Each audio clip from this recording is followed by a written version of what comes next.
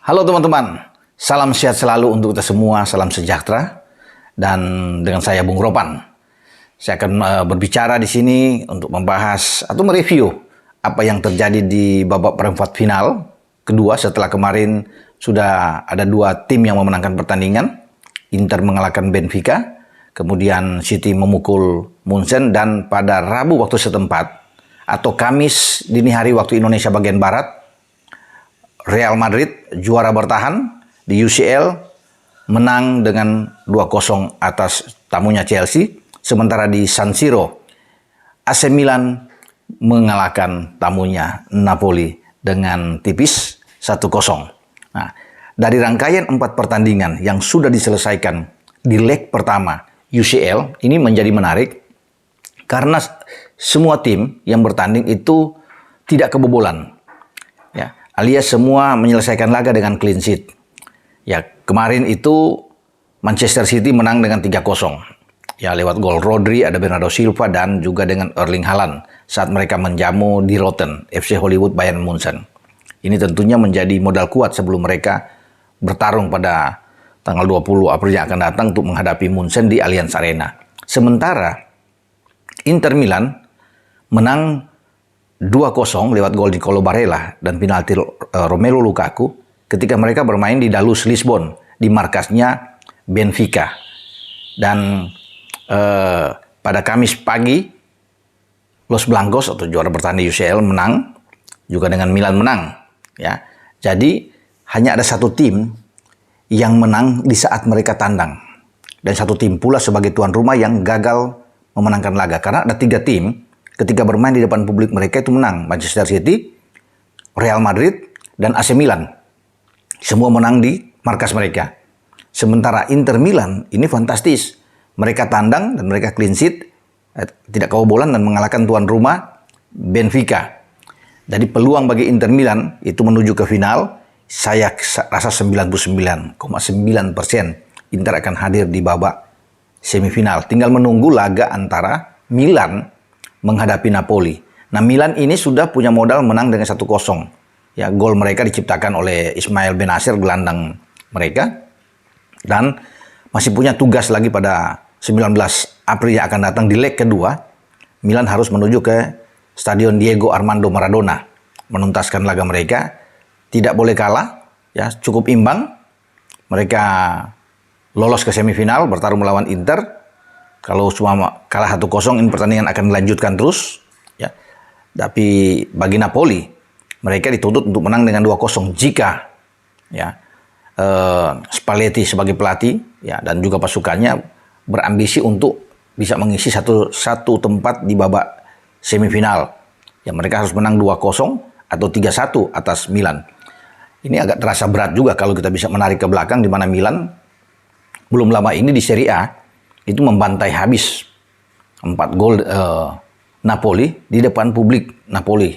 Ya, sekarang Napoli harus bertarung untuk bisa meraih kemenangan telak melawan Milan. Nah, ini seperti agak sulit kalau melihat bagaimana Napoli juga menjadi frustrasi untuk bisa mencetak gol di gawang Mike Maignan, ya, penjaga gawang dari Milan sepanjang laga ketika bermain di San Siro ya tadi pagi. Memang ada banyak peluang juga yang bisa tercipta. Kalau bisa melihat pertarungan mereka, ya mereka bisa melepaskan 12 tembakan. Ya, Milan ada 2 on target memang, ya tipis, dan 1 menghasilkan gol. Dan perlu diakui, saya pikir cara mereka bertahan dengan baik. Simon Jair di belakang, ya, Calabria, kemudian ada Theo Hernandez, ada Tomori. Ini kekuatan Milan sehingga sulit ditembus oleh pemain-pemain Napoli. 2 pemain yang bertahan ya juga sangat bagus, Sandro Tonali dan Krunic, ya, karena Milan bermain dengan 4-2-3-1 meninggalkan Oliver Giroud di depan, karena di tengah itu mereka masih ada Bennacer, masih ada Brahim Diaz dan Rafael Leao untuk mendukung Giroud. Dan mereka beruntung memang, kalau saya bilang dikatakan sini, beruntung tidak bobol dan mereka masih bisa menang. Karena Napoli itu kalau lihat dari statistik, dari semua aspek mereka unggul dari Milan ya, walaupun mereka bermain tandang. Ada 16 tembakan yang dibombardir habis. Ya. oleh pemain-pemain Napoli sepanjang 90 menit plus injury time, itu 6 diantaranya on target, tapi tidak ada gol dari 6 on target yang mereka dapatkan. Ini penampilan dari Mike Maignan luar biasa di bawah Mistar, selain pertahanan yang saya bilang tadi. Nah, di leg kedua ini tetap harus berhati-hati.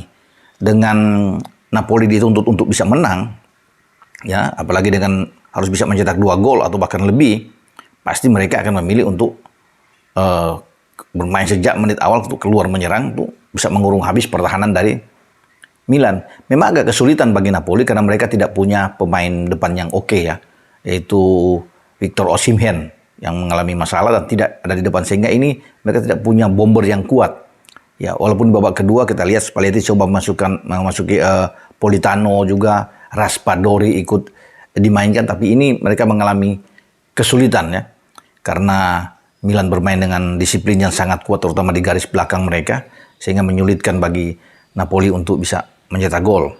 Ya, kita akan lihat nantinya bagaimana Milan mempertahankan keunggulan 1 gol mereka di saat mereka akan tandang ke Diego Armando Maradona. Nah, yang menarik, pertarungan yang berlangsung di Santiago Bernabeu. Kembali terulang duel ya antara Madrid menghadapi Chelsea, karena pada musim yang lalu kan di perempat final itu bagaimana Chelsea out ya. Juga secara dramatis saya pikir menghadapi dengan Madrid, dan Chelsea gagal mendapatkan hasil yang diinginkan, paling tidak bermain imbang dengan Madrid. Justru mereka kebobolan 2 gol melawan Madrid. Madrid melancarkan itu 18 tembakan ke gawang Kepa, dan mereka mendapatkan juga 10 on target ya. Dan saya kira ini juga beruntung ya, bahwa dari 10 on target itu hanya 2 gol yang disahkan. Kalau Madrid bisa menang di atas 2 gol, ini akan semakin sulit bagi Chelsea ketika mereka menjamu dalam laga pada 19 April mendatang di Stamford Bridge. Karena untuk bisa menang dengan telak ini sulit bagi Chelsea. Tapi 2-0 ini masih memungkinkan ya, masih memungkinkan mereka untuk bisa bertarung untuk mendapatkan hasil terbaik, tentunya dengan berharap dukungan penuh dari supporter dan semua pemain untuk bermain dengan habis-habisan ya dalam pertandingan berikut, karena tidak ada pilihan lain bagi Chelsea kecuali bisa menang dengan gol yang banyak di atas, bahkan di atas 3 gol juga kalau perlu. Namun kan ini sulit, yang mereka hadapi adalah juara bertahan. UCL adalah panggungnya bagi Madrid di Eropa, dan kita tahu bersama berapa gelar yang mereka dapatkan sejauh ini.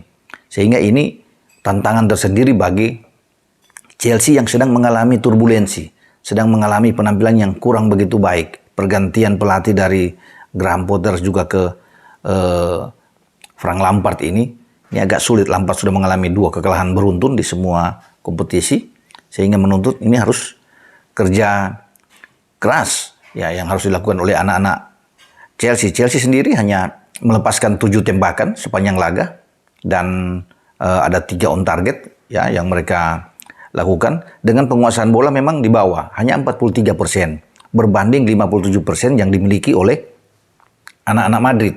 Dan kita bisa melihat mereka bisa mendapatkan gol lewat Karim Benzema, striker mereka, di menit ke-21, dan juga ditutup oleh pemain pengganti Asensio yang masuk di babak kedua. Itu tepatnya dia pencetak gol di menit ke-74.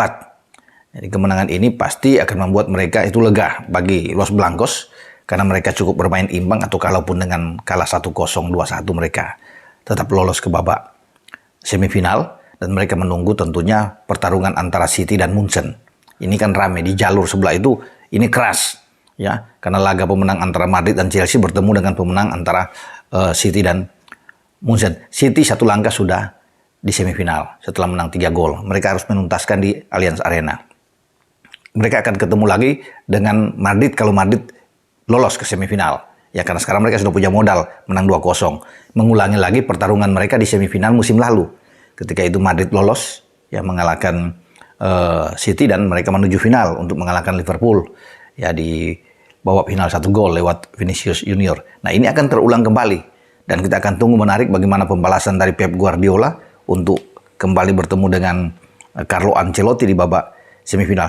Namun semua harus dituntaskan pada leg kedua nantinya. Kalau melihat apa yang dilakukan oleh Ancelotti, luar biasa di starting 11 dia yang bisa bermain. Di depan tetap dia mempertahankan dengan ada Rodrigo yang bahkan dimainkan lebih awal. Biasanya ada Valverde yang didorong ke depan, tapi sekarang Rodrigo untuk bisa menemani Benzema bersama Vini Junior. Valverde ditarik ke belakang untuk bermain dengan Toni Kroos dan Luka Modric. 4-3-3. Yang menarik pula bagaimana penempatan dari Camavinga yang bermain di posisi bek kiri. Sebenarnya sesuatu yang luar biasa dipakai oleh Ancelotti untuk bisa menaruh Camavinga sebagai, padahal dia lebih bagus sebagai gelandang yang lebih bertahan. Kalau bisa dilihat, masih bisa diupayakan Nacho yang akan bermain di sana, ya, untuk bermain di posisi kiri. Carvajal memang ada di kanan, sementara Militao dan Alaba yang bermain di bek tengah. Atau bisa saja ada rotasi sana, Rudiger dimain lebih awal. Memang Rudiger masuk di babak kedua, tapi kalau dia masuk di pertama untuk bermain dengan 4 bek, Camavinga mungkin akan bermain di tengah, ya, bukan di bek kiri, tapi ditaruh di bek kiri. Dengan Rudiger masuk, bisa menggeser Alaba bermain di bek kiri, karena kan sejatinya Alaba ini memang berangkat dari bek kiri handal ketika ada di Bayern Munchen. Sebelum dia ditarik ke tengah oleh Hansi Flick saat itu yang menjadi pelatih Munchen dan sekarang sudah menjadi pelatih tim nasional Jerman. Alaba bermain di tengah. Karena memang Alaba bagus. Ya.